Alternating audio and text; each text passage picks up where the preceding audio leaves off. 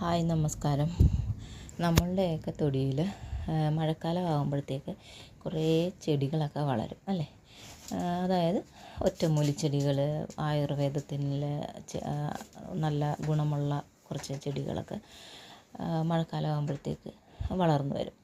അപ്പോൾ അതിലൊന്നാണ് തഴുതാമ. നമുക്ക് അതിൻ്റെ തളിരിലെടുത്ത് തോരൻ വെച്ച് കഴിക്കാം. അതിൻ്റെ വേരെടുത്ത് സൂപ്പ് പോലെ മരുന്നുണ്ടാക്കാം.